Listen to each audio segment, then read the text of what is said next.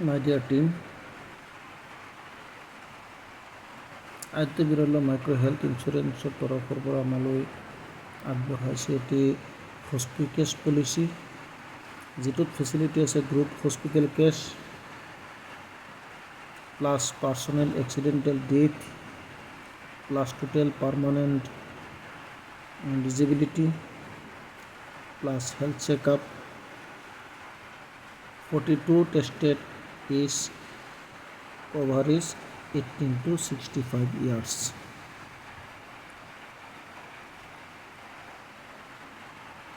যেটো আপুনি স্ক্ৰীনত আপোনালোকে স্ক্ৰীনত চাই আছে, এই হস্পিকেছটো মই থোৰাতে অলপ বুজাই দিছোঁ। কোনোবাই যদি 190 rupees পাৰ ইয়াৰ ডিপজিট কৰে, পাৰ ডে তেওঁ 500 টকা পাব যদি এই বছৰটোৰ ভিতৰত তেওঁ হস্পিটেলত এডমিট হয়।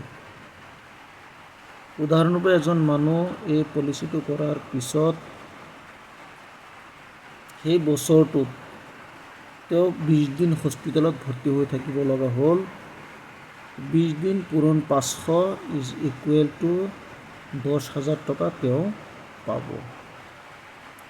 লগতে আছে পাৰ্চনেল এক্সিডেণ্টৰ 1 লাখ টকাৰ বীমা। ঠিক তদ্ৰূপ কোনোবাই যদি 360 টকা বছৰি জমা কৰে, তেন্তে তেওঁ যদি হস্পিটেলত ভৰ্তি হ'ব লগা হয় প্ৰতিদিনে 1,000 টকাকৈ পাব আৰু 2 লাখ টকাৰ পাৰ্চনেল এক্সিডেণ্ট বেনিফিট থাকিব।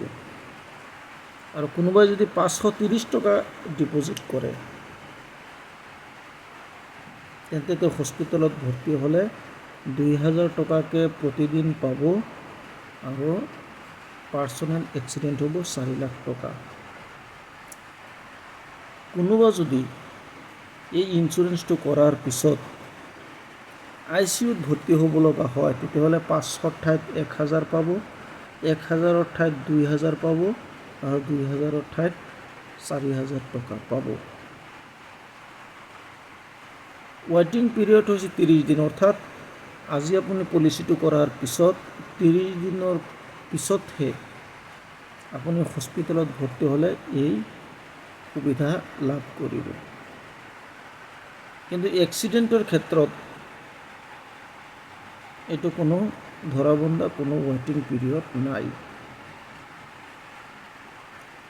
গতিকে এনেকুৱা ইঞ্চুৰেঞ্চজনিত কোনো ভিডিঅ'ৰ প্ৰয়োজন হ'লে কমেণ্ট কৰি জনাব,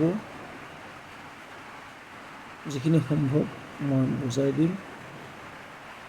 আজিলৈ ইমানেই। Thank U.